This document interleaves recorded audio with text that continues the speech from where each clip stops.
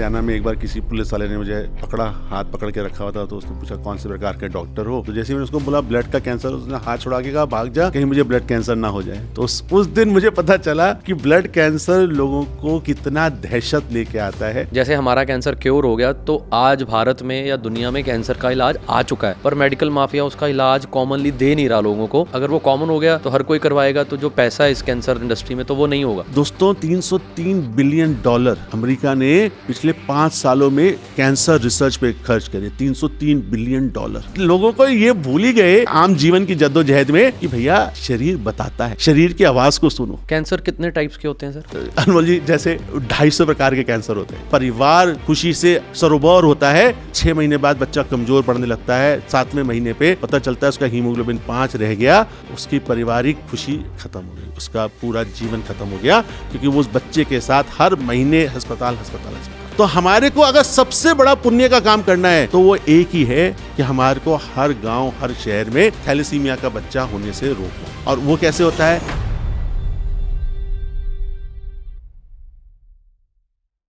सत श्री अकाल, नमस्कार, एक बार फिर स्वागत है आपके अपने एके टॉक शो के ऊपर।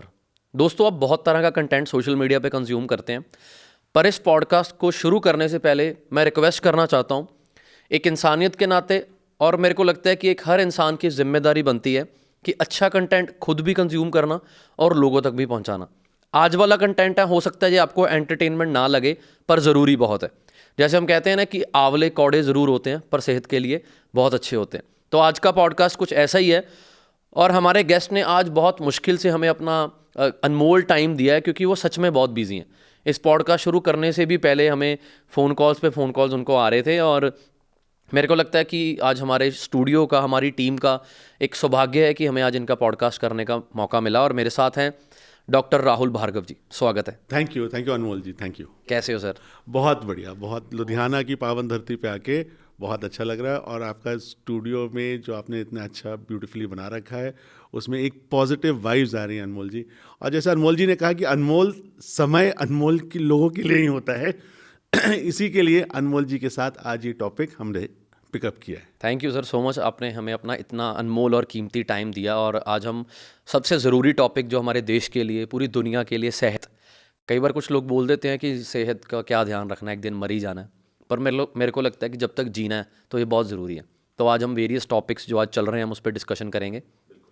तो सबसे पहले पाजी, सर आप अपने बारे में थोड़ी सी इंट्रोडक्शन दे दो, लोगों को आपको समझने में आसानी हो जाए।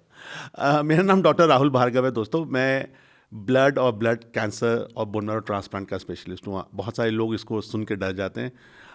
हरियाणा में एक बार किसी पुलिस वाले ने मुझे पकड़ा, हाथ पकड़ के रखा हुआ था, तो उसने पूछा कौन से प्रकार के डॉक्टर हो।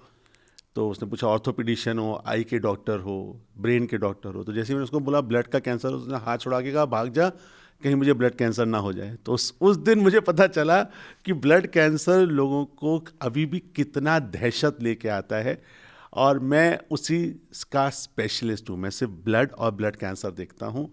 मैं ब्रेस्ट कैंसर, कोलन कैंसर, मैं कुछ और नहीं देखता, सिर्फ ब्लड और ब्लड कैंसर। हाँ दोस्तों, घबराने की आवश्यकता नहीं है, मैं ब्लड कैंसर स्पेशलिस्ट आज देश में उपलब्ध हैं। सर सबसे पहले तो यही सवाल कि कैंसर का नाम लेते भी लोग डरते थे पुराने टाइम में। हम भी जिन घरों में पैदा हुए हैं, आज भी मेरे दादी बोलते हैं कि फलाने बंदे को बड़ी बीमारी हो गई। कैंसर के नाम का इतना हुआ क्यों था, आजकल ये बढ़ क्यों रहा है? आप यहीं से शुरुआत करते हैं। अनमोल जी, कौता जी बहुत ही अच्छी बात बोली, क्योंकि जिस भी चीज़ का ग्लैमर होता है ना, जैसे आपने कहा लोग एंटरटेनमेंट सुनना चाहते हैं, एंटरटेनमेंट, या कंट्रोवर्सी। वैसे ही हमारे को पब्लिक लाइफ में कैंसर, बॉलीवुड हो या हॉलीवुड हो, उसने हमेशा ऐसा दर्शाया कि कैंसर का मतलब है अंत समय, इट्स अ डेथ सेंटेंस। तो वो आप 60-70 की दशक की पिक्चर देखो, आप अमिताभ बच्चन की पिक्चर देखो, राजेश खन्ना की पिक्चर देखो, उसमें हमेशा अंत कैंसर का मृत्यु होता था दोस्तों, है ना। दूसरा इशू ये थी, जो हमारे को 1960-70 में, हमारी मदर 75 की है, तो जो 60 और 70 का दशक देखा, जब कैंसर होता था, जो दवाइयाँ बहुत सुदृढ़ नहीं थी, आम थी, उससे आदमी कैंसर से ज़्यादा प्रभावित हो जाता था, कैंसर से ज़्यादा बीमार हो जाता था, है ना। किसी के बाल गिर जाते थे, किसी की उल्टी हो जाती। अब 1970 में, 70 में किसी के बाल गिर जाने का मतलब होता था कि वो कहीं ना कहीं किसी का शमशान घाट से आया है। तीसरी चीज़, दवाई इतनी महंगी होती थी कि लोगों के पास पैसे नहीं होते थे। पर 2024 में हमें कैंसर से डरना चाहिए? नहीं दोस्तों, कैंसर से नहीं डरना चाहिए। कैंसर एक आम बीमारी बन चुकी है। क्यों बढ़ रही है अपन उसके बारे में बात करेंगे, पर बीमारी है, उसका निवारण है, उसका सॉल्यूशन है दोस्तों, ये समझना जरूरी। तो 3 चीजें, कैंसर डेथ सेंटेंस नहीं है, और ब्लड कैंसर तो बिल्कुल भी नहीं है।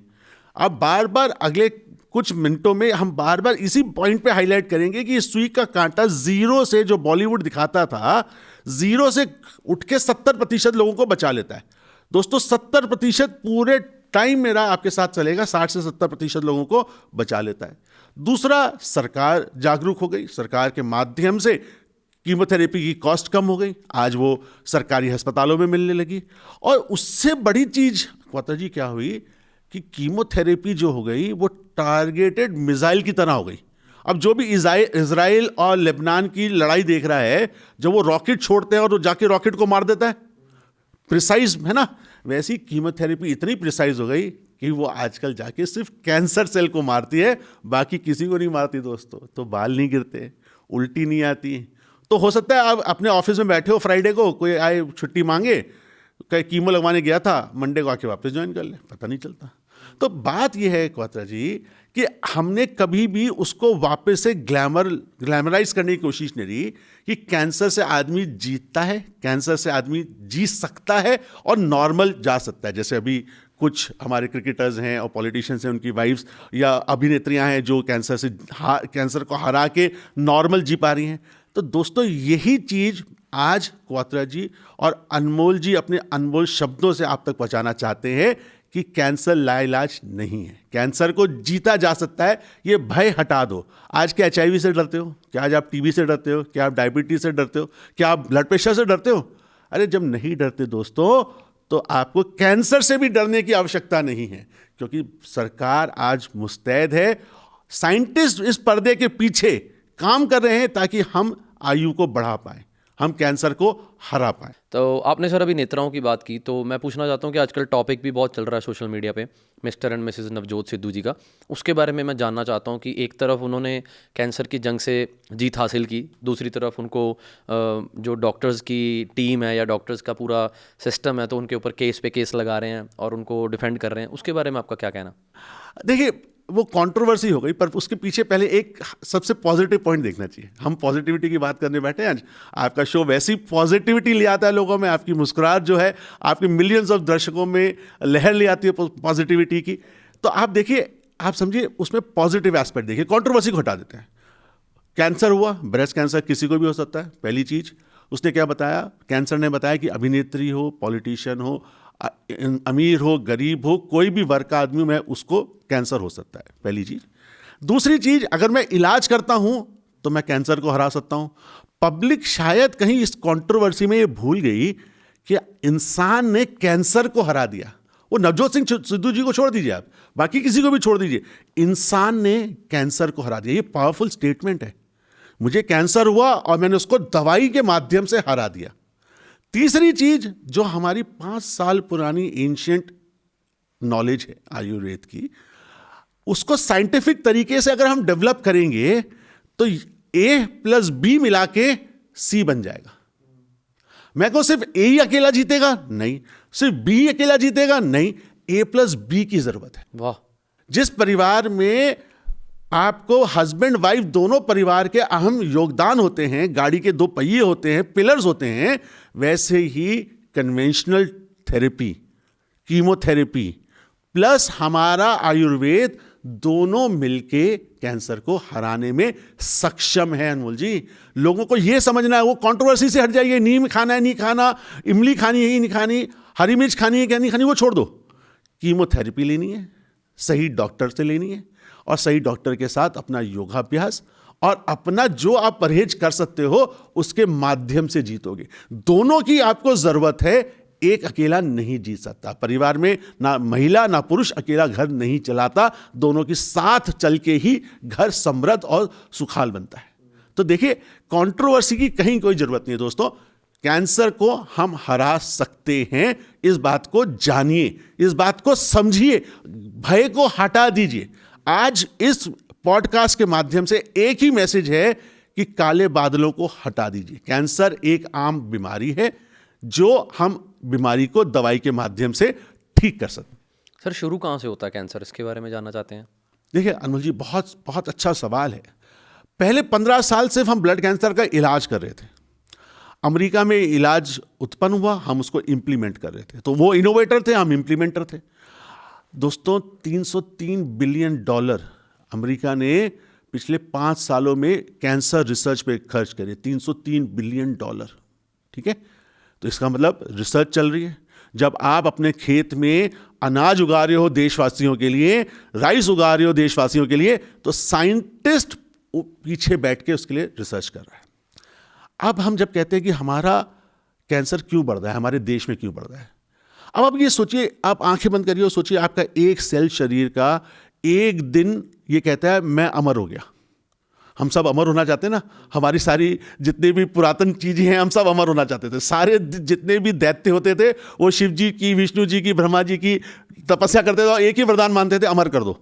पर विडम्बना देखो, एक दिन एक सेल अमर हो जाता है तो अपनी वाट लग जाती है। और वो अमर क्यों होता है? वो स्ट्रेस, हमारा खान पान, बदलता हुआ खान पान, हमारा एनवायरनमेंट। अब आप दिल्ली की AQI देख लिए, 500 है। लुधियाना में तो मैं 4 बार ज़्यादा सांस ले ली, क्योंकि बिल्कुल साफ सुथरी एयर थी, दूर दूर तक दिख रहा था। हम यहाँ से अपनी वाइफ को नहीं देख पाते गुड़गांव में कि कितनी दूरी पे है, क्योंकि AQI इतना बढ़ा हुआ था। बट लुधियाना में हवा साफ है, खाना साफ मिलता होगा। तो खाना, हवा, पानी, ये सब कॉन्ट्रीब्यूटर हैं दोस्तों। हमें इन पे शोध करना चाहिए। हमारे को कंट्रोवर्सी नहीं चाहिए, हमें शोध करना चाहिए कि हमारे सिस्टम में कौन सी ऐसी चीज है जिससे कैंसर बढ़ रहा है यंग लोगों में। दूसरी चीज हम देखते हैं, जब हम आज़ाद हुए थे, हम अनमोल जी 35 साल की उम्र में मर जाते थे। 2024 में हम सब 70-75 साल तक जिएंगे। जब 70-75 साल तक जिएंगे, क्योंकि कार्डियोलॉजिस्ट ने जैसे राइट साइड में भी हार्ट पेन होता है, लेफ्ट साइड पे हार्ट होता है, बट राइट साइड पे भी हार्ट होता है, तो स्टेंट डल जाता है तो हम बच जाते हैं। मलेरिया, डेंगू, TB से हमारी मौतें कम होने लग गई है ना, तो हम ज़्यादा जीने लगे। जब ज़्यादा जीने लगे तो वो सेल वियर एंड टियर होता है। बेचारी इनोवा गाड़ी 8 लाख किलोमीटर चला लो, वियर एंड टियर होता है ना, वैसी शरीर है अपनी। शरीर इनोवा गाड़ी है, 2 लाख किलोमीटर पे फर्क नहीं पड़ता, 8 लाख पे पड़ेगा। तो उसकी वजह से हमें कैंसर बढ़ता हुआ दिख रहा है। बट शोध ये भी हो रहा है कि 70 साल से भी हम 90 साल पे कैसे पहुंचे। हमारा एक patient, high flying patient, VVIP patient, 80 साल का, ब्लड का कैंसर हुआ, ल्यूकीमिया हुआ, आज 5 दिन दवाई लगवाता है पेट में, 5 दिन महीने में, 2.5 साल से नॉर्मल जीवन यापन कर रहा है। वाह, 2.5 साल से आज 82 साल का हो गया।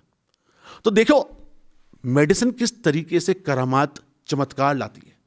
पर जरूरत है समझने की, और हर में नहीं होगा, पर हमें ट्राई तो हर में करना है, दवाई तो हर में देनी है। तो हमारे को ट्रस्ट बिल्डअप करना है क्वात्रा जी।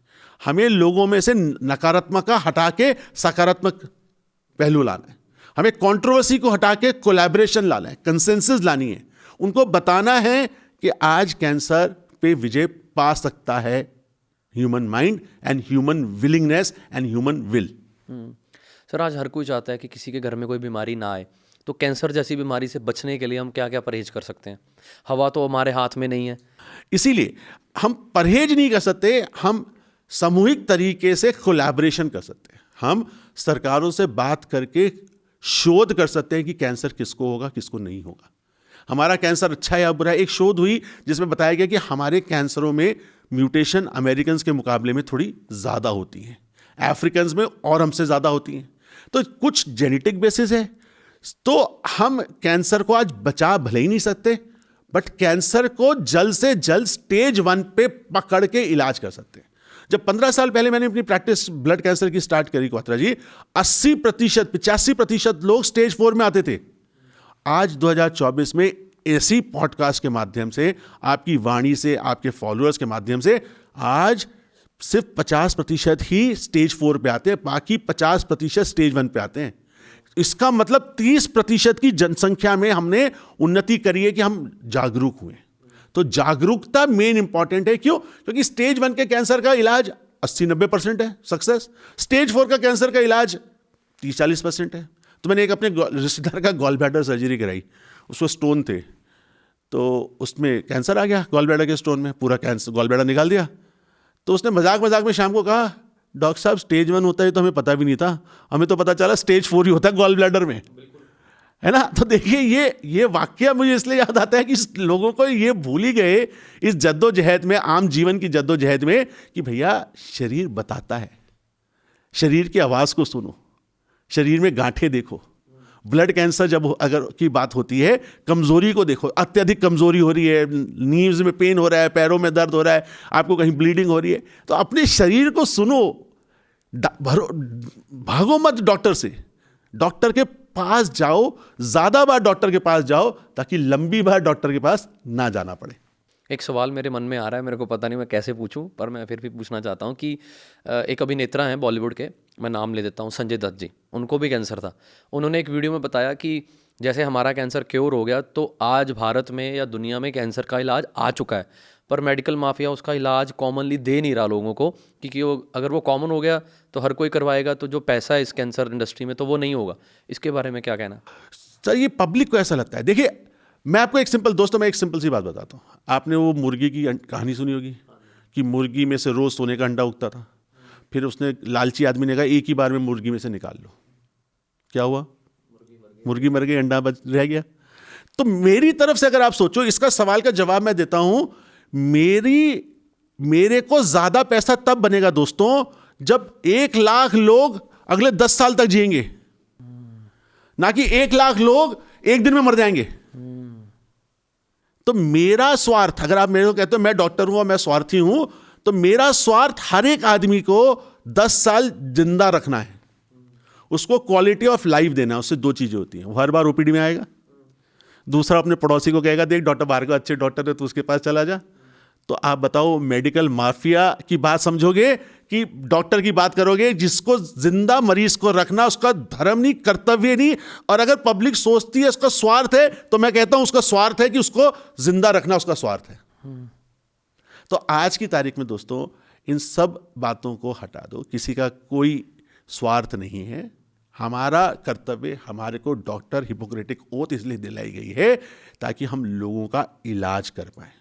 आज की तारीख में हमारे को विश्वास रहता है कि हम अपने घरों में इसलिए सो रहे हैं क्योंकि हमारा सैनिक बॉर्डर पे लड़ रहा है। 100% हम इसलिए सोते हैं चैन की नींद, हम उस पर क्वेश्चन नहीं करते। इसीलिए दोस्तों इस 2000 के युग में ये बात मान के चलो कि आपका डॉक्टर आपसे विश्वासघात नहीं करेगा। कितना भी बड़ा प्रलोभन दे दो उसके लिए, कुछ भी कर दो, तिजोरियां खोल दो, बट वो अपने परिवार, अपने मरीज को कभी धोखा नहीं देगा। आपने ट्रस्ट वाली बात बहुत अच्छी की थी, मैं चाहता हूं कि आप वो रिपीट कीजिए एक बारी। मेरे को लगता है कि आज ट्रस्ट हमारे बीच में टूट चुका है कहीं ना कहीं। हम कहीं ना कहीं इस प्रोफेशन को पैसे से आंकते हैं, कहीं ना कहीं हम सोचते हैं कि डॉक्टर हमसे बहुत पैसा कमा रहा है। पर दोस्तों बात यह भी है कि शायद हर प्रोफेशन में कुछ ब्लैक शीप्स होती होंगी, किस प्रोफेशन में नहीं है। पर आमुंदा अगर मैं देखूं, पूरे लेंथ एंड ब्रेथ से इंडिया से घूमूं, तो डॉक्टर एक ही जद्दोजहद में है कि अपने मरीज को कैसे बचाऊं, वो लगा हुआ है। और ब्लड कैंसर के अगर मेरे 250-300 डॉक्टर इस देश में हैं, वो लुधियाना में हो, अमृतसर में हो, दिल्ली में हो, वो जद्दोजहद से लगे हुए हैं क्योंकि उसके लिए पूरा मैटर ऑफ प्राइड ये है कि मैं ब्लड कैंसर को कैसे हराऊंगा। मुझे आपसे कितना पैसा मिला इस बात से नींद नहीं आती, मैंने कितनी बार ब्लड कैंसर को हराया वो मुझे चैन की नींद सुलाता है। इसीलिए सही बीमारी, सही डॉक्टर और सही प्लेस पे होना आपको विजय बनाने का सबसे बड़ा मौका देता है।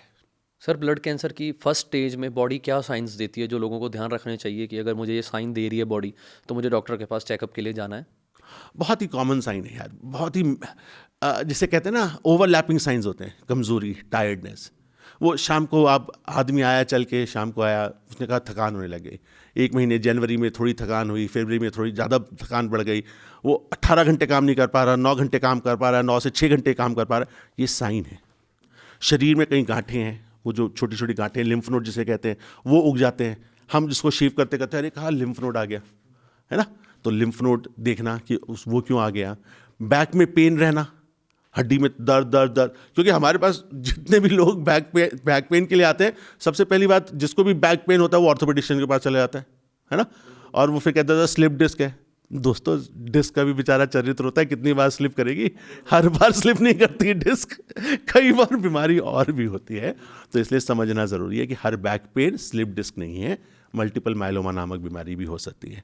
किसी का लेफ्ट साइड में पेट में दर्द होता है, उसमें स्प्लीन बढ़ जाती है, तो उसमें CML नामक बीमारी होती है। बार बार बुखार आ रहा हो, 2-3 हफ्ते से ज़्यादा बुखार आ रहा हो, रात में पसीने आ रहे हो, वज़न निरंतर रूप से कम हो रहा हो, हालांकि आजकल यूथ वज़न खुद ही कम करता रहता है, बट अगर अपने आप से वज़न कम हो रहा हो तो उसको कैंसर का लक्षण, ब्लड कैंसर का लक्षण मान सकते हो। कैंसर कितने टाइप्स के होते हैं सर? अनमोल जी, जैसे 250 प्रकार के कैंसर होते हैं, है ना। और आज की तारीख में अमेरिका में 1960 में एक डॉक्टर एक बीमारी आ गई। जैसे अपने आदरणीय मोदी जी कहते हैं कि एक देश एक इलेक्शन, 1 स्टेट 1 वोट, है ना। अब उन्होंने 1 स्टेट की नेशन की बात करते हैं। उसी प्रकार से हम बात करते हैं एक डॉक्टर एक बीमारी। हमारे पास 250 प्रकार के कैंसर है, निरंतर रूप से रिसर्च चलती जा रही है। तो आज की तारीख में मैं कहूँ, मैं ब्रेस्ट कैंसर भी देख लूँ, मैं कोलन कैंसर भी देख लूँ, मैं ब्लड कैंसर भी देख लूँ, तो अनमोल जी नहीं हो सकता। इसका मतलब मैं अपडेट नहीं हो सकता, है ना। तो दोस्तों जितने भी व्यूअर्स आपको सुन रहे हैं उनको ये समझना ज़रूरी है, थोड़ा सा कॉम्प्लेक्स हो जाएगा, कि कैंसर का नाम जाने और फिर उसके डॉक्टर को ढूंढने कि वो डॉक्टर सिर्फ वो बीमारी करता है कि नहीं करता। आज की तारीख में अमेरिका में 1960 में ब्रेस्ट कैंसर का एक ही डॉक्टर होता था, ब्रेस्ट कैंसर स्पेशलिस्ट। वो जनरल ऑन्कोलॉजिस्ट नहीं होता था, वो ब्रेस्ट कैंसर ही देखता था सिर्फ। वो कोलन नहीं देखेगा, आंतों का कैंसर नहीं देखेगा, ब्रेन का कैंसर नहीं देखेगा। वैसे ही आज की तारीख में ब्रेस्ट कैंसर अलग, लिम्फोमा अलग, माइलोमा अलग, ब्लड कैंसर में अलग। तो मैं जो हूं, मैं सिर्फ ब्लड और ब्लड कैंसर में सिर्फ 15 कैंसर देखता हूं। और हमारे डिपार्टमेंट में गुरुग्राम में उन 15 लोगों में एक बीमारी, एक मल्टीपल माइलोमा देखता है, 1 doctor 1 disease, multiple myeloma, lymphoma specialist, ठीक है ना, एक बोन मैरो ट्रांसप्लांट स्पेशलिस्ट, एक ल्यूकीमिया स्पेशलिस्ट। अब उससे क्या होगा, वो ज़्यादा पढ़ सकता है, वो ज़्यादा डेप्थ में जा सकता है, रिसर्च कर सकता है कि मेरे ही लोगों को क्यों हो रहा है, मेरी बिरादरी को क्यों हो रहा है। तो उससे रिसर्च बढ़ती है, शोध बढ़ता है, उससे नई दवाइयाँ डिस्कवर होती हैं और फ्यूचर साकार होता है। तो इस प्रकार से कैंसर जो है वो समूह है दोस्तों। तो आपके लोगों को यह भी पता होना चाहिए कि सारे कैंसर स्पेशलिस्ट सारी प्रकार की चीजें इलाज नहीं करते। अब समय आ चुका है जहां पे एक डॉक्टर एक कैंसर स्पेशलिस्ट, एक बीमारी एक डॉक्टर के नारे को हमें आगे बढ़ाना चाहिए। बोन मैरो ट्रांसप्लांट क्या होता है सर, और इसका क्या लिंक है ब्लड कैंसर के साथ?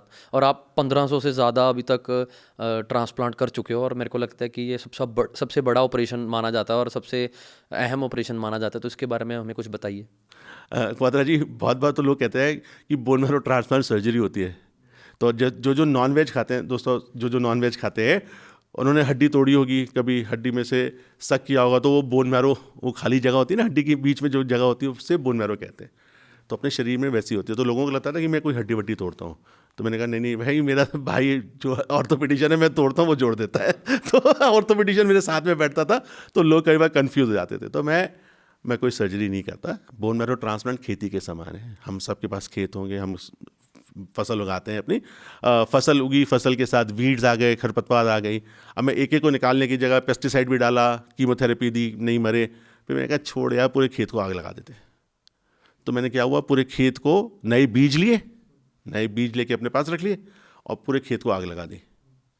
ठीक है, कीमोथेरेपी के माध्यम से मैंने बोन मैरो के जितने भी सेल बन रहे थे, अच्छे बुरे, सबको मार दिया। मैंने कहा साला छोड़, कौन दोबारा खेती करेंगे। तो मैंने खेत को जोता, नए बीज डाले और नया बीज 14 दिन के अंदर वीड बन गया, मतलब राइस बन गया या चावल वगैरह कुछ भी, उसकी पतवार हो गई। वैसी बोन मैरो में वो लाल खून, पीला खून और सफ़ेद खून बन गया। तो बोन मैरो ट्रांसप्लांट जो है वो सर्जरी नहीं है, वो सिर्फ ब्लड ट्रांसफ्यूजन के माध्यम है। ब्लड ट्रांसफ्यूजन मतलब 300 ml खून मेरे को अपने भाई से लेना है। फिर बोन मैरो ट्रांसप्लांट के टाइप्स होते हैं। किसी में मैं सेल्फ लेता हूँ, जिसे ऑटोलगस कहते हैं, और किसी को एलोजेनिक कहते हैं। अब एलोजेनिक मतलब मेरे भाई बहन से मैचिंग होनी चाहिए। तो किडनी ट्रांसप्लांट सुना है सब लोगों ने। किडनी ट्रांसप्लांट में एक किडनी निकाल लेते हैं, लिवर में से 15 ग्राम लिवर निकाल लेते हैं। हम सिर्फ 300 ml खून निकालते हैं। तो जब तक आप यहाँ से उठ के अपन नीचे जाएंगे तब तक वो रिप्लेनिश हो जाता है। सो बोन मैरो ट्रांसप्लांट में ना डोनर को कोई खतरा है और ना पेशेंट को, पर वो कैंसर को, ब्लड कैंसर को हराने के लिए बोन मैरो ट्रांसप्लांट एक सबसे पावरफुल टूल है। अगर कीमोथेरेपी से 30 से 40% लोग ठीक होते हैं तो बोन मैरो ट्रांसप्लांट से क्वात्रा जी 70 से 75% लोग ठीक हो जाते हैं, सही जगह कराने से, सही समय पे कराने से। तो बोन मैरो ट्रांसप्लांट पद्धति आगे बढ़ती जा रही है। और बोन मैरो ट्रांसप्लांट ही नहीं, अब तो कार टी सेल जैसी चीजें आ गई। आप सोचो 5000 साल पहले अपने को पता था क्वात्रा जी कि मेरे शरीर में चक्र कहां कहां हैं। मुझे यह भी पता था कि मेरा चौकीदार, हालांकि चौकीदार से बहुत सारी भावनाएं उठाती हैं, हम उस चौकीदार की तरफ नहीं जा रहे। जो चौकीदार है वो टी सेल है अपना शरीर का। जो टी सेल है वो चौकीदार है, अगर वो शिथिल पड़ जाता है तो मुझे कैंसर हो जाता है। तो मैंने अपने ही टी सेल को समृद्ध किया, उसको मैंने डेवलप किया, उसे कार टी सेल में बनाया और अपने बॉडी में छोड़ दिया कि जा बेटा टी सेल जाके सारे कैंसरों को मार दे, जिसे अपन कार टी सेल थेरेपी कहते हैं, जो विदेशों में 3-4 करोड़ की होती थी, आज वो देश में 30 लाख रुपए में होने लग गई। टाटा मुंबई ने, आईआईटी ने उसको सुदृढ़ तरीके से हमारे लिए विकसित किया, देश के लिए विकसित किया। टाटा मुंबई और आईआईटी ने मिलके जॉइंट वेंचर से स्वदेशी टी सेल्स, तो कार टी सेल के माध्यम से भी लोग बचने लग गए। तो आप सोचो, कीमोथेरेपी, फिर टारगेटेड कीमोथेरेपी, फिर इम्यूनोथेरेपी, फिर बोन मैरो ट्रांसप्लांट, फिर कार टी सेल। डॉक्टर जाने नहीं देगा, डॉक्टर कैंसर को हरा के मानेगा। सर बोन मैरो ट्रांसप्लांट इतना महंगा क्यों होता है? बोन मैरो ट्रांसप्लांट महंगा इसलिए होता है क्योंकि उसमें ब्लड और प्लेटलेट लगते हैं, उसमें दवाइयाँ एक्सपेंसिव लगती हैं, उसकी कीमत आज भी महंगी है क्योंकि बहुत सारी दवाइयाँ हमें बाहर से मंगवानी पड़ती हैं। फिर हम इम्यूनोसप्रेशन, हम बॉडी के इम्यून सिस्टम से टिंकल करते हैं, जिसमें हमारे को एक स्पेशल रूम में रखना पड़ता है 14 दिन, जिसे हम हेपा फिल्टर रूम कहते हैं, जिसमें जो हवा आती है वो anything which is bigger than 0.2 micron, 0.2 micron से बड़ी चीज को आने नहीं देता। वो नहीं, फ्रेश एयर होती है, फ्रेश एयर, बिल्कुल प्यूरिफाइड फ्रेश एयर होती है। तो जब गुड़गांव में AQI 500 हो जाता है तो हम भी उस कमरे में जाके बैठ जाते हैं। कितना अप्रॉक्स खर्चा हो जाता है सर एक बोन मैरो ट्रांसप्लांट का? तो बोन मैरो ट्रांसप्लांट का खर्चा, ऑटोलॉगस ट्रांसप्लांट 1.5 लाख से लेके 3-4 लाख रुपए में हो जाता है, एलोजेनिक ट्रांसप्लांट 10 से 15 लाख रुपए में हो जाता है। तो हमारी इकोनॉमी के हिसाब से हो सकता है महंगा हो, बट अगर हम विश्व में देखें क्वात्रा जी, विश्व के हिसाब से जो ट्रांसप्लांट हम 15-20 लाख रुपए में करते हैं वो $3 लाख में करते हैं। जो हम 4 लाख या 5 लाख रुपए में करते हैं वो $1 लाख में अमेरिका में करते हैं। तो उनके कंपैरिजन में हम सबसे सस्ते हैं।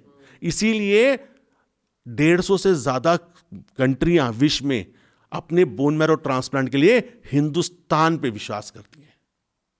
इसीलिए गुरुग्राम में, अहमदाबाद में, मुंबई में, हैदराबाद में, आसपास की नेबरिंग कंट्रीज, आसपास दूर दराज से, वेस्ट इंडीज से लेके मंगोलिया तक के लोग बोन मैरो ट्रांसप्लांट कराने के लिए आज हिंदुस्तान आते हैं। इसीलिए पंजाब के लोगों को यह पता होना चाहिए बहुत जरूरी तरीके से कि बोन मैरो ट्रांसप्लांट आपसे कुछ 420-430 किलोमीटर दूर है, 4000 किलोमीटर दूर नहीं है दोस्तों। बिल्कुल सर, आप 15 साल से प्रैक्टिस कर रहे हो, आपने लोगों में जेन्युइनली मेरे को फीडबैक दो कि लोगों को हेल्थ के लिए अवेयर होते देख रहे हो या वो बिल्कुल सीरियसली नहीं ले रहे हैं? बीमारियां बढ़ रही हैं आगे आगे, जैसे आप डॉक्टर हो, आपके पास OPDs बढ़ रही हैं, जैसे हम भी एक NGO चलाते हैं, तो हमें कैंसर के पेशेंट बहुत आम दिखने मिल रहे हैं। जैसे अगर 100 पेशेंट आ रहे हैं तो बीच में से 20-25 कैंसर के ही हैं। आपको भी ऐसा लग रहा है? तो उसके 2 पॉइंट्स हैं क्वात्रा जी। एक, मेजर सिटीज में हाँ कैंसर बढ़ता जा रहा है, हेल्थ अवेयरनेस बढ़ती जा रही है, और उसी काउंटीज में, उसी सिटीज में स्टेज 1 का कैंसर भी पकड़ाई में आ रहा है। तो एक तो अच्छी बात हो गई। हमें सब चीजें प्री कोविड और पोस्ट कोविड करनी चाहिए। पोस्ट कोविड जो देश में हेल्थ के प्रति रुझान बढ़ा है क्वात्रा जी, वो अभूतपूर्व है। हम जितनी मेहनत कोविड से पहले करते थे लोगों को अवेयर करने के लिए, आज लोग जेनेटिक्स के बारे में, आज लोग इम्यूनोथेरेपी के बारे में, आज लोग PCR के बारे में सब लोग जानते हैं। वो गांव-गांव हो, टाउन-टाउन हो, लोग जानते हैं। बट अभी भी हमारे को बहुत कुछ इसके लिए करना बाकी है। हमारे को पिंडों में जाके, लास्ट माइल जो विलेजेस हैं वहां जाके लोगों को अवगत कराना जरूरी है कि भैया घबराओ मत, अपने शरीर को स्वयं तरीके से समय दो। क्यों डायबिटीज बढ़ती जा रही है, क्यों अभी भी हाइपरटेंशन बढ़ती जा रही है? अगर हम इतना अवेयर होते, हमारे को अभी बहुत बड़ा बदलाव लाने की ज़रूरत है। और मेरे को लगता है क्वातर जी, आपका जो ये पॉडकास्ट है, आपका जो ये एनजीओ है, ये एक बहुत बड़ा माध्यम हो सकता है देश में बदलाव के लिए, पंजाब में हर पिंड में बदलाव के लिए, कि वो लोगों को बता पाए कि अपना जो भगवान है अपने शरीर में बसता है। इसको हमारे को प्रेम करना सबसे ज़्यादा ज़रूरी है। वाह भाई, जब आपका पॉडकास्ट के लिए मुझे सर प्रोफाइल मैंने देखी और आपको रीच आउट किया ना, तो बीइंग अ सोशल वर्कर, छोटा सा सोशल वर्कर हो, आप एक डॉक्टर हो, हम बहुत ज़्यादा कनेक्ट करते हैं एक दूसरे की फील्ड को, क्योंकि आप भी फ़ोन पे सारा दिन पेशेंट्स है ना, और मैं भी सारा दिन पेशेंट्स। तो मेरा दिल से मन करता है कि हम ऐसा क्या करें, जितनी एक्साइटमेंट और जितना मेरे को आज वर्थ लग रहा है ये पॉडकास्ट, और मेरे को लगता है कि जैसे मैंने बोला स्टार्टिंग में कि सबको देखना चाहिए, क्योंकि जब मैं यूथ देखता हूँ आजकल पार्टीज़ में, हालांकि मैं पार्टी इंसान नहीं हूँ, बट फिर भी बच्चे छोटे छोटे वेप्स पी रहे हैं, सिगरेट बहुत ज़्यादा स्मोकिंग शुरू कर दी है, उनको मालूम है कि सिगरेट से कैंसर होता है। बीइंग अ डॉक्टर, आप कभी बायस्ड हुए हो कि अगर कोई पेशेंट सिगरेट वाला कैंसर पे आया है, एक बेचारा बच्चा 3 साल का कैंसर वाला आया, ब्लड कैंसर, तो दोनों में से प्रायोरिटाइज करते हो बच्चे को, और जो सिगरेट से खुद कैंसर लिया उसको छोड़ देते हो? अनमोल जी, हम जहाँ बैठे हम प्रायोरिटाइज नहीं कर सकते। कास्ट, क्रीड, सेक्स, रिलीजन, इंसान अच्छा बुरा, बड़ा छोटा, अमीर गरीब, बच्चा बूढ़ा, सबको हमको जीतने का प्रयास करना है। हमारी डेस्क पे अक्रॉस द टेबल हमें एक चीज़ दिखती है, हमें कैंसर को हराना है। उस समय वो इंसान नहीं दिखता, ना उसका कोई धर्म दिखता, उसको सिर्फ इतना दिखता है कि उसको कैंसर है और उसको हराना ज़रूरी है। पर मैं आपकी बात से बिल्कुल वाकिफ़ हूँ कि हमें अपने यूथ में इन नशा वाली चीज़ों को हटाना बहुत ज़्यादा आवश्यक है, क्योंकि आज ये नहीं समझ पा रहे। 100%। 40 साल तक आप अपनी बॉडी को अब्यूज़ करते हो क्वातर जी, 40 साल के बाद आपकी शरीर आपको अब्यूज़ करता है। 100%। आप 75 साल तक तो जियोगे। मेरा आपसे एक डायरेक्ट क्वेश्चन है आपके श्रोताओं से कि आप 75 साल तक जियोगे, क्योंकि आपको डॉक्टर, आपका परिजन, आपकी वाइफ, आपकी माँ, आपका फादर किसी ना किसी अस्पताल में पैसा बोरो करके, एनजीओ से, आपके माध्यम से, ऐसे बहुत और जैसे आप जैसे बिनोवलेंट लोग इस देश में और आएंगे आगे, जो पैसा दे के इलाज करा लेंगे। बट मेरा एक सवाल है कि क्या आप 60 साल से 75 साल का समय अस्पताल में गुजारना चाहते हो या पार्क में गुजारना चाहते हो? उसका चॉइस आज 25 साल की उम्र से चालू होती है। कैंसर एक दिन ऐसा नहीं होता कि मैंने 2 सिगरेट पी अचानक से कैंसर हो गया। मैं जब निरंतर रूप से स्ट्रेस करता हूं, आपने देखो किसी भी आपका जख्म हो, मैं रोज उसको खुरचता रहूं, एक दिन में तो जख्म नासूर नहीं बनता ना, रोज मैं खुरचता रहूं, वो नासूर बन जाता है। तो ऐसे ही शरीर है दोस्तों, इस शरीर को हल्के में मत लो, इस शरीर की पूजा करो, एंजॉय करो, और तरीके एंजॉय करने के लिए।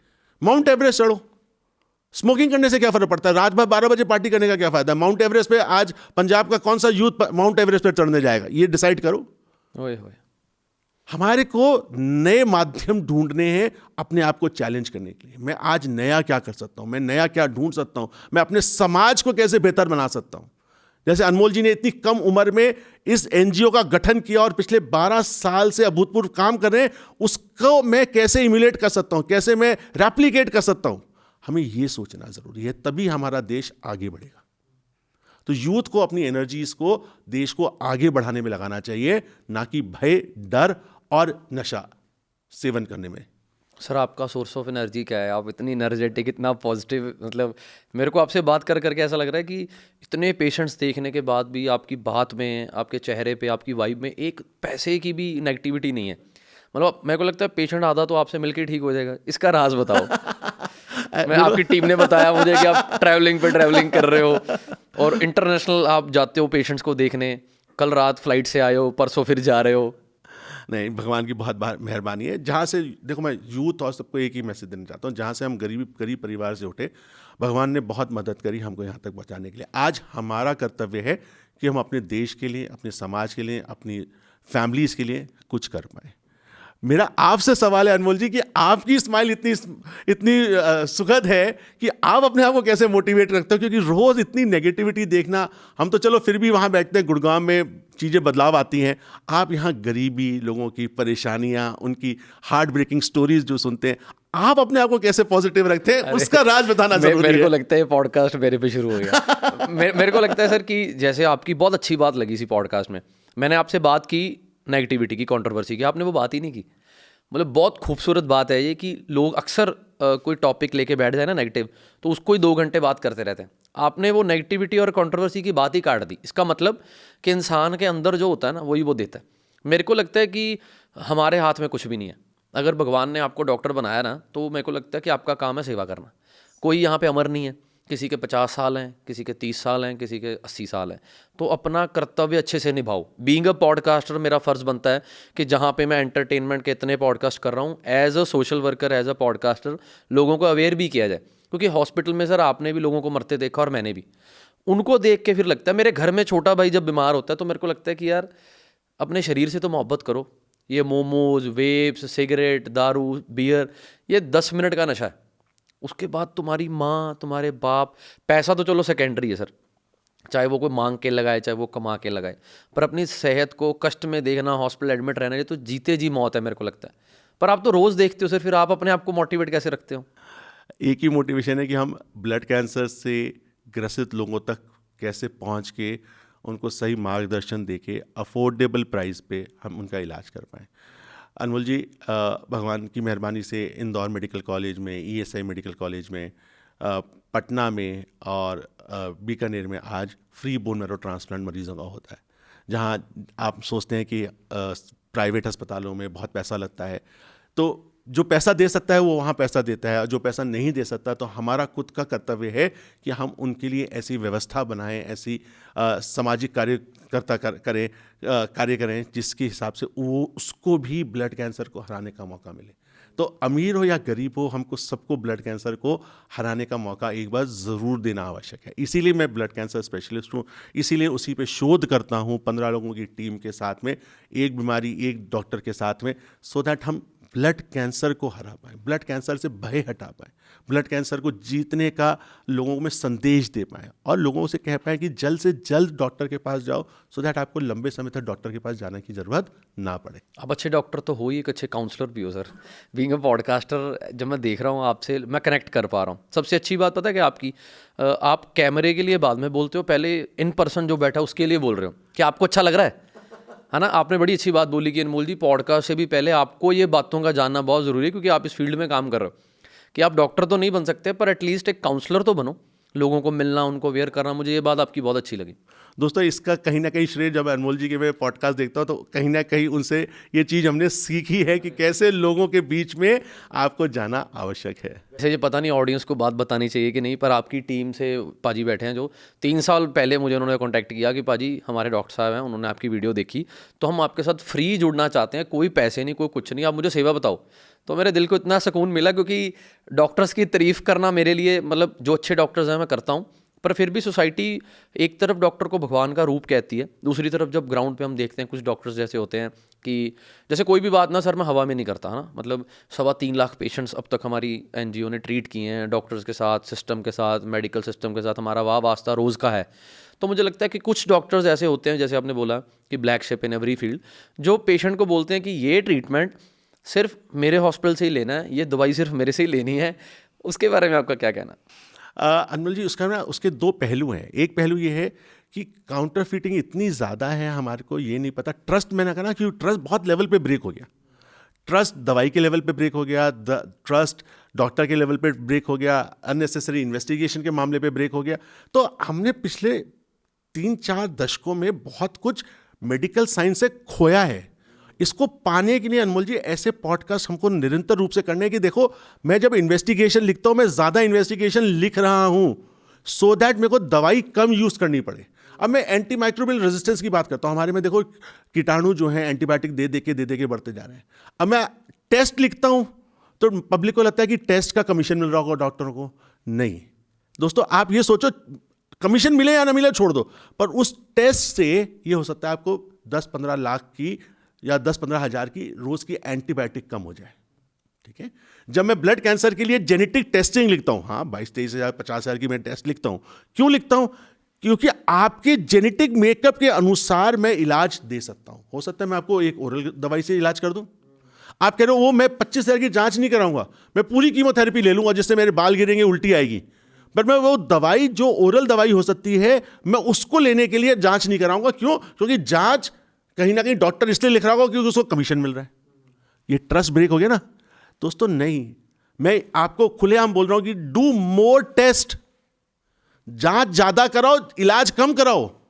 कुछ डॉक्टर्स ये भी क्यों बोलते हैं कि जांच सिर्फ वहीं से कराओ, उसी लैब से, उसके अलावा कहीं नहीं करवानी। के साथ में इशू क्या है, हमारे बहुत बार हमने हाथ बर्न किए हैं, क्योंकि हमने जब दवाई खरीदते हैं तो हम उसकी जांच परख करके करते हैं, है ना, कि ये क्वालिटी पैरामीटर्स है। जब आप बाहर जाते हो आपको नहीं पता होता कि वो पैरामीटर्स रखे गए हैं कि नहीं गए, वो फ्रिज में दवाई रखी गई थी या नहीं गई थी। आपने अभी गुड़गांव में सुना होगा कि इस प्रकार से नकली दवाइयों का व्यापार चल रहा था। तो दोस्तों, अगर मेरा मरीज ठीक नहीं हुआ, क्योंकि मेरा स्वार्थ तो आपको ठीक करने में था ना, मेरा स्वार्थ था कि मेरे को ठीक करना है। आपको जेन्युइन दवाई हो सकता है 200 रुपये महंगी पड़े, पर आप ये देखो वो दवाई आपको ठीक करने योग्य है। अब CML की दवाई है, CML 250 कंपनियां बनाती हैं। तो अनमोल जी, मैं पूछूंगा कि सारे डॉक्टर और सारी दवाइयां सेम है? जितने भी लुधियाना में अनमोल क्वात्रा जी नाम के लोग होंगे, क्या वो सेम है? पर हमारा तो अनमोल रतन एक ही है ना। उसी प्रकार से दवाइयाँ और डॉक्टरों पे आपको विश्वास करना ज़रूरी है।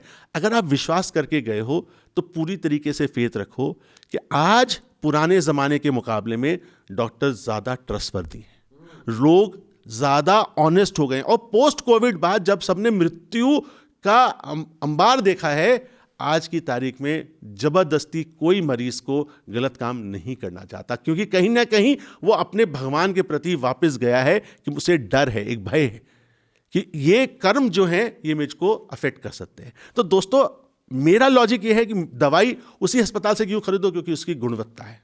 वो जांच इसलिए कराओ, उसकी गुणवत्ता है, क्योंकि उसमें क्वालिटी एश्योरेंस पे पैसा खर्चा किया गया है। वो महंगी इसलिए नहीं महंगी क्योंकि कट मिल रहा है, महंगी इसलिए क्योंकि उस पर क्वालिटी एश्योरेंस का काम हो रहा है, उस पर कंट्रोल चल रहे हैं जिससे मशीन ठीक चल रही है। अगर आपकी मशीन पे कंट्रोल नहीं चल रहा तो आपका हीमोग्लोबिन एक दिन 12 आएगा, एक दिन 10 आ जाएगा, एक दिन 8 आ जाएगा। अब मैं प्लेटलेट की बात बताता हूँ अनमोल जी। आपके प्लेटलेट के मामले में 3 चीज़ें बताऊंगा।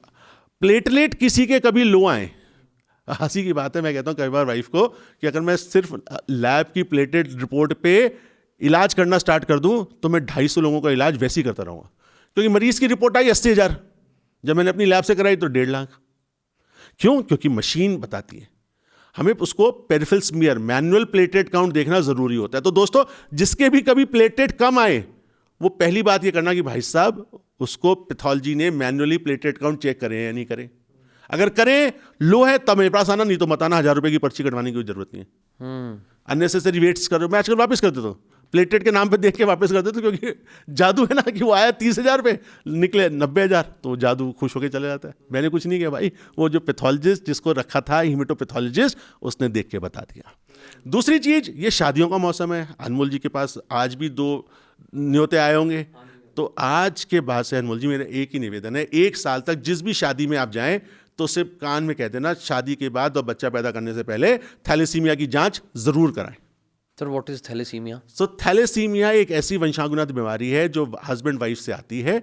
बच्चे को जब नवविवाहित जोड़े में बच्चा का आगमन होता है, पूरा परिवार खुशी से सरोबर होता है, पर 6 महीने बाद बच्चा कमजोर पड़ने लगता है। 7वें महीने पे पता चलता है उसका हीमोग्लोबिन 5 रह गया, और उसके बाद स्टार्ट होती है पेन की साइकिल, दर्द की जो साइकिल है वो स्टार्ट होती है, क्योंकि उस बच्चे को जीवन दान देने के लिए हर महीने उसको ब्लड लगवाना पड़ता है।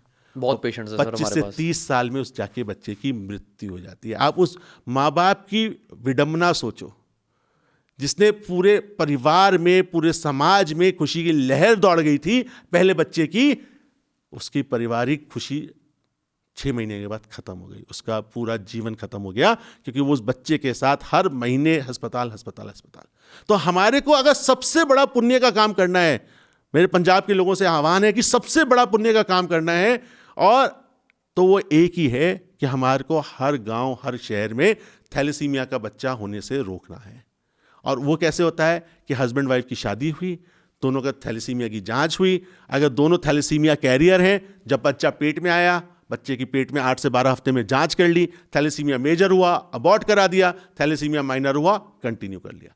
थैलेसीमिया माइनर प्रॉब्लम नहीं है, थैलेसीमिया मेजर प्रॉब्लम है। सर, इसका अभी तक सोल्यूशन नहीं आया कोई? तो थैलेसीमिया मेजर के लिए सरकार 10 लाख रुपए का अनुदान दे रही है कि लेस देन 10 साल के जो बच्चे हैं वो 10 लाख रुपए का सरकार अनुदान देके, 3 लाख रुपए का सरकार, पंजाब सरकार अनुदान देके 13 लाख में बोन मैरो ट्रांसप्लांट सक्सेसफुल करा सकती है।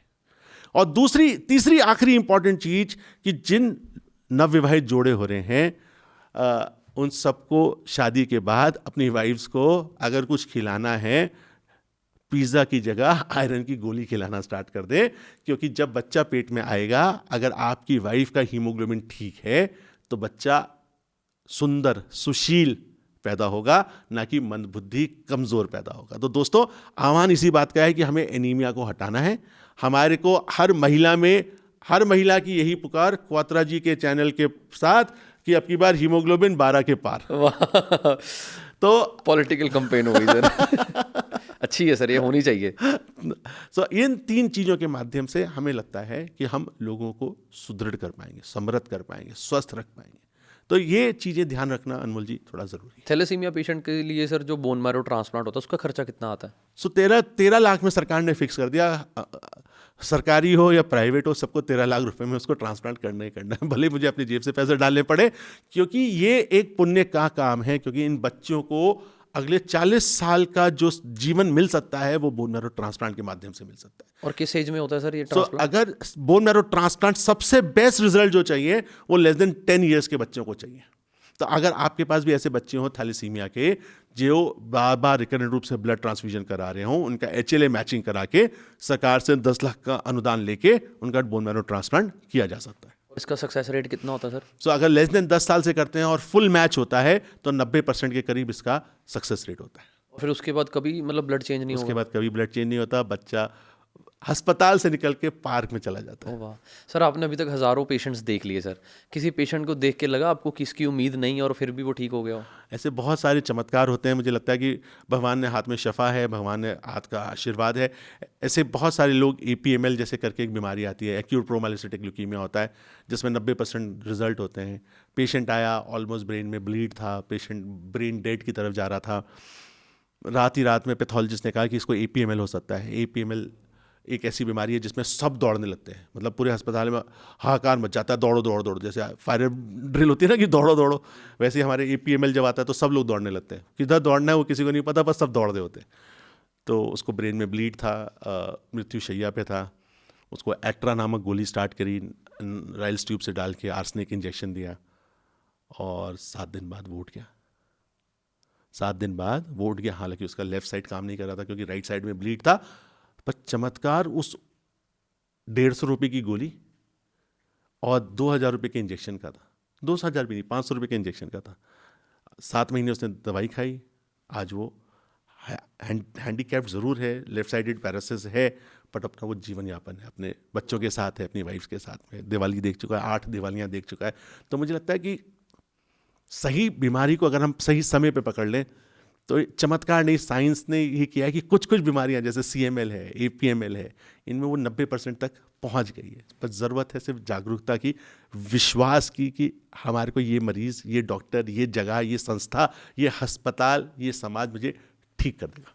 सर आपने सुना है कि जब बोलते हैं, बड़ी अच्छी लाइन है वैसे, एक मतलब क्योरिटी है ये कि गरीब के पास जब मेडिसिन नहीं होती तो फिर उसे तवीत पे विश्वास करना पड़ता है। तो लोग बहुत हैं जो आयुर्वेदिक, कहीं झाड़ा करवा लिया, कहीं मत्था टेक लिया। अब चाहे उसको इस एंगल पे ले लो कि उनके पास पैसे नहीं है, या इस एंगल पे ले लो कि अवेयरनेस नहीं है। इसके बारे में क्या कहना? पता नहीं, इसीलिए हमें आप जैसी NGO के साथ और सब डॉक्टरों को महीने में एक बार अपनी सेवा ज़रूर देनी चाहिए। मेरा सर फुल समर्थन है। मुझे लगता है कि मैं आह्वान करता हूँ अपने दोस्तों का, अपने कंटेम्परीज का, अपने कुलीग्स का, कि उनको NGO के साथ में, वो वैष्णो देवी ना जाएं, वो गोल्डन टेम्पल ना जाएं, अच्छी बात है, जा रहे हैं, बहुत अच्छी बात है, पर उससे ज़्यादा ज़रूरी ये है कि उस टाइम में महीने में एक बार, एक दिन किसी भी NGO के साथ मिलके आप, जो आप तक नहीं पहुंच सकता, आप उन तक पहुंचे। क्योंकि वो मरीज झाड़ा लगवाने क्यों गया था, वो RMP के पास क्यों गया था, आपने कभी सोचा? क्योंकि उसको भय था कि 500 रुपए की पर्ची कटेगी। नॉलेज भी नहीं है सर, उसे नॉलेज भी नहीं थी। उसको लगता था कि 500 रुपए की पर्ची वैसे 50 रुपए की पर्ची में मेरा काम 50 रुपए में हो जाए, मैं 450 रुपए अपने घर परिवार के लिए बचा लूंगा। वो SIP में नहीं लगा रहा था, वो शेयर मार्केट में नहीं लगा रहा था, वो बैंक में डिपॉजिट नहीं कर रहा था, वो अपनी रोजमर्रा की जीवन जीने के लिए काम कर रहा था। तो मेरा आह्वान है कि जिस प्रकार से डॉक्टर इस देश में बन रहे हैं, हम सबको आप जैसी NGOs के साथ जोड़ के अच्छे काम के लिए महीने में अपना एक दिन जरूर देना चाहिए, क्योंकि वो किसी भी पवित्र स्थल पे जाने से बड़ा योगदान है जीवन किसी को देना, किसी को सही गाइडेंस दे देना, किसी को यह भी बता देना कि तू ठीक नहीं हो सकते, यह भी बहुत बड़ा स्टेटमेंट है।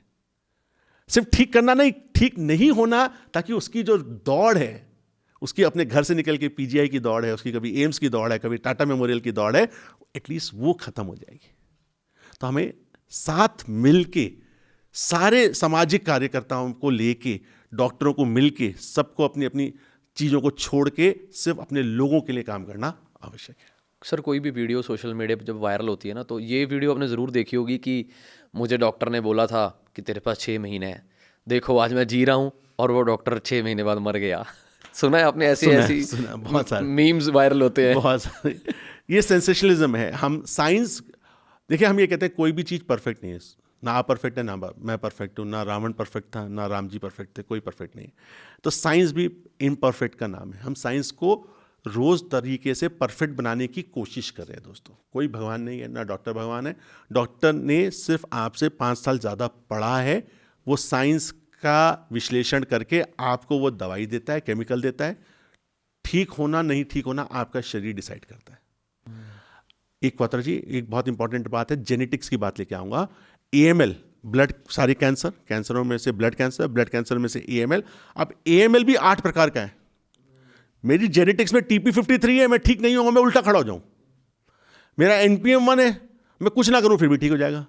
APML है, मैं एट्रा और आर्सेनिक की दवाई, टोटल दवाई पूरे महीने की 70,000 रुपये की दवाई है, उससे वो 90% ठीक हो जाएगा।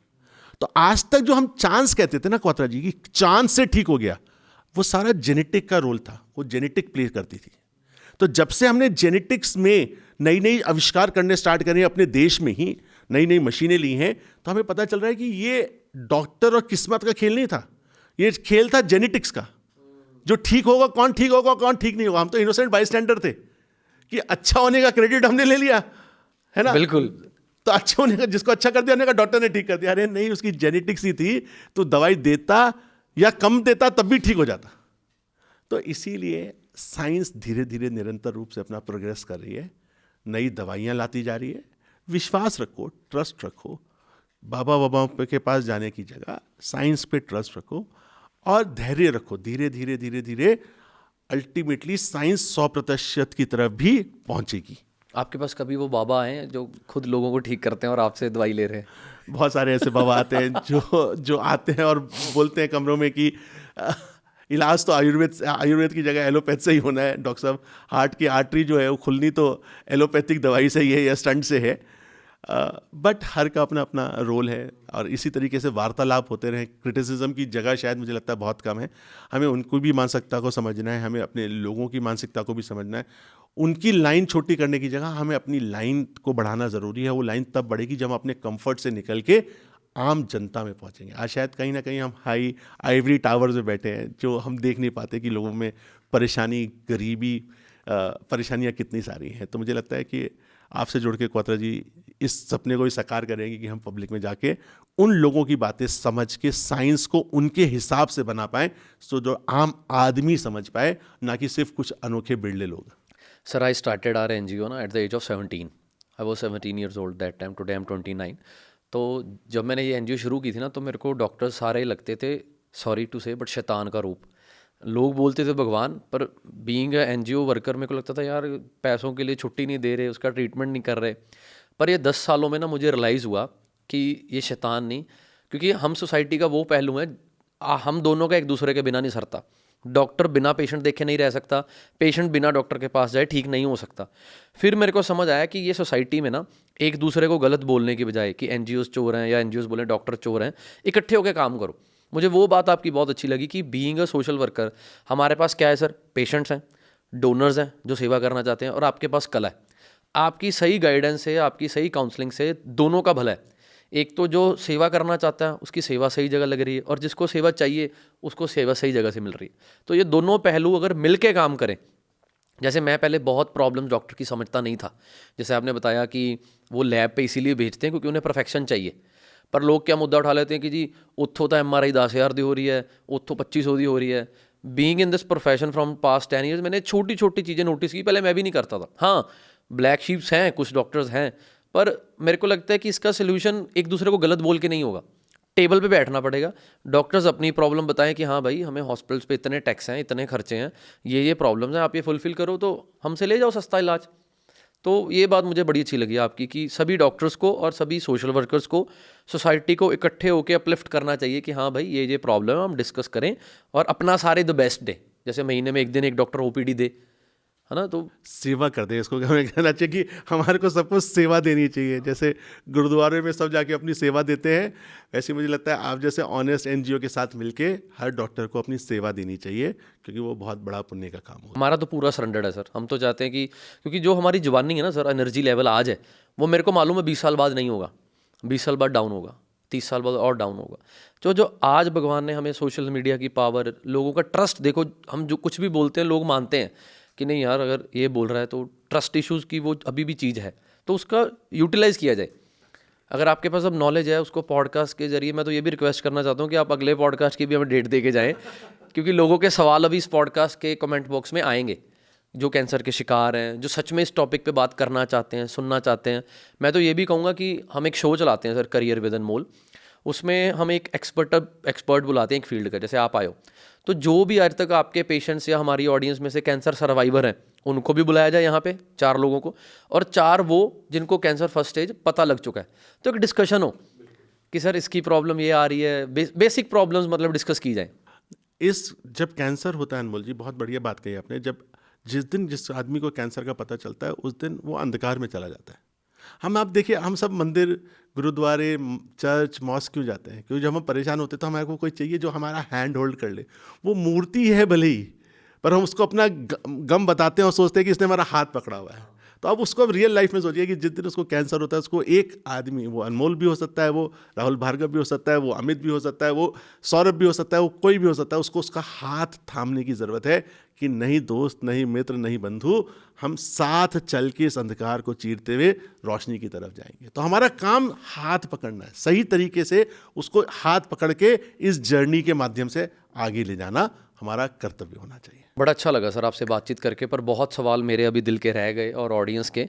तो मैं चाहता हूँ कि एक तो आपका टाइम बहुत कीमती है, और कैंसर को लेके या और प्रॉब्लम्स को लेके आप एक्सपर्ट हैं ब्लड कैंसर के, तो ब्लड कैंसर के रिलेटेड हम जितनी अवेयरनेस पॉडकास्ट के थ्रू या इन पर्सन लोगों को मिलके कर सके तो हमें करनी चाहिए, और यही हमारा कर्तव्य और धर्म है। Perfect Anmol ji, I think it's a very very valid statement that हम आपसे जुड़े हैं, आपकी जो स्माइल है उससे प्रभावित होके, और जो आप काम कर रहे हैं इतनी यंग उम्र में, जब सब लोग अपनी पार्टी कर रहे हैं या घूम रहे होते हैं, आप अपना कर्तव्य और अपना समय दे रहे हैं समाज के लिए। एक बहुत ही बड़ा इसके लिए कंट्रीब्यूशन है समाज के लिए। तो मुझे लगता है कि हमारा योगदान पूरा रहेगा। कभी भी आपको किसी भी टाइप से व्हाट्सएप पे कोई रिपोर्ट्स शेयर करनी हो या किसी भी श्रोता को आपसे पूछना हो, वो आपके माध्यम से हमारे तक पहुंच सकता है। हमारी सेवाएं आपके लिए हमेशा उपलब्ध हैं। बहुत अच्छा लगा सर आपसे बातचीत करके, और मैं ये फिर दूसरी बार रिक्वेस्ट कर रहा हूँ कि आप प्लीज़ हमारे शो पे फिर आएँ। मेरे को ये तो नहीं मालूम सर कि ये पॉडकास्ट कितने व्यूज़ आएंगे, कितना सुपरहिट जाएगा, पर मेरे को बड़ा सुकून मिला आपसे बातचीत करके। एक सोसाइटी के प्रति जिम्मेदारी निभाता हुआ लगे हम दोनों, कि कल को जब भी हम दुनिया में जाना सबने, या लास्ट स्टेज हो, ये मन में ना रहे कि काश मैं ये कर लेता। क्योंकि तकरीबन 350 पॉडकास्ट हम कर चुके हैं, तो हमें एल्गोरिदम समझ आता है यूट्यूब का, क्योंकि घर भी चलाना है, खर्चे भी हैं, तो लोग चाहे वल्गर कंटेंट, गंदा कंटेंट देखना चाहते हैं। पर आप जैसे डॉक्टर से बातचीत करके मुझे लगता है कि ये जो सुकून आया ना आज, कि लोग देखे ना देखे पर हमने अपना धर्म निभाया आज लोगों को अवेयर करने के लिए। क्योंकि जब किसी के घर बीमारी आती है ना, तो वो बात आपकी सही है कि वो भगवान के पास जाता है, रो रहा है, मजबूरी है, दुनिया को क्या बताए कि क्या प्रॉब्लम से गुजर रहा है। पर फिर भी आपने हमारे साथ, स्पेशली गुड़गांव से आकर आपने हमारे साथ ये शो किया, podcast. Thank you Anmol ji, thank you so much sir.